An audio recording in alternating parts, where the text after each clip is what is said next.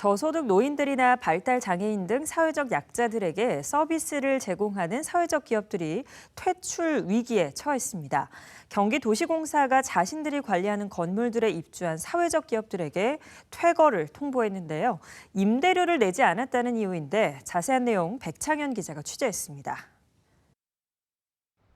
수원의 한 실버주택에 입주한 사회적 기업입니다. 입주 노인들을 위한 피크닉과 그림책 소통 등 다양한 프로그램을 제공하고 있습니다. 네. 지난해에는 경기도의회 의장상을 받는 등 그 가치도 인정받았습니다. 그러나 당장 내년에는 있을 곳을 걱정해야 할 처지입니다. 관리 주체인 경기주택도시공사가 내년 4월까지 사무실을 비우라고 통보했기 때문입니다. 이미 여기는 상가이기 때문에 상가 임대차 보호법이 이제 10년은 적용이 되는 상황이니까 거기에 대한 걱정을 별로 하진 않았었죠. 되게 좀 난감해요. 진짜 어디를 갑자기 알아본다는 것도 힘들기도 하고. 경기주택도시공사가 관리하는 수원 광교의 또 다른 건물입니다. 이곳에 입주한 사회적 기업은 당장 이번 달에 퇴거 통보를 받았습니다. 발달장애인 대상 서비스를 제공하는 이 기업은 보건복지부로부터 프로그램을 제공하는 조건으로 인허가를 받았습니다. 이처럼 경기주택도시공사로부터 퇴거를 요청받은 사회적 기업은 총 8곳입니다. 경기주택도시공사는 규정상 아무런 문제가 없다는 입장문을 내놨습니다.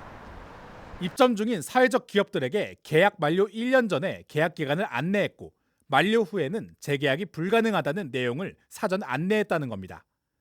사회적 기업과 경기주택도시공사 간 쟁점은 임대차 계약의 효력 여부입니다. 사회적 기업들은 입주할 당시 임대차 계약서로 명시되어 있었기에 관련법상 10년 계약을 할 수 있어야 한다고 말합니다. 저희는 상가 임대차 계약서이기 때문에 상가보호법을 적용받을 수 있다라고 인지를 한 게 타당할 거라고 생각해요. 취재진이 입수한 계약서에 따르면 최초 계약 당시 경기주택도시공사는 사회적 기업들과 임대차 계약을 진행했습니다. 관련법상 상가 임대인들은 최소 10년간 입주를 보장받을 수 있습니다. 그러나 경기주택도시공사는 이들이 무상 임대를 받았기 때문에 임대차 계약이 성립하지 않는다는 입장입니다. 또 설령 임대차 계약이라고 해도 관련법이 개정되기 전에 한 계약이므로 법률상 임대차 보호법을 지킬 필요가 없다고 덧붙였습니다.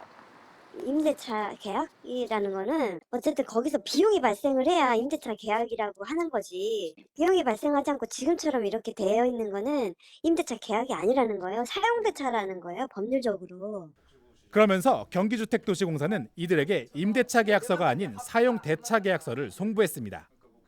경기주택도시공사의 이 같은 주장에 입주 사회적 기업들은 반박에 나섰습니다. 임대료를 대신해 입주자들을 대상으로 한 프로그램과 강연을 정기적으로 제공했으니 사실상 임대료를 지출한 것이나 마찬가지라는 겁니다. 저희가 그냥 대략 환산을 한다고 하면 저희 그 관공서에서 따지는 시간당 외부 강사 수준으로 이렇게 따져봤을 때 월 150 정도는 충분히. 이들은 이 같은 주장을 담은 공문을 보냈지만 경기주택도시공사는 법률상 문제 없다는 입장을 되풀이하며 퇴거를 요청 중입니다. 이에 따라 사회적 기업의 서비스를 받던 노인과 발달 장애인 등 사회 약자들이 갈 곳을 잃을 위기에 놓였습니다. BTV 뉴스 백찬입니다.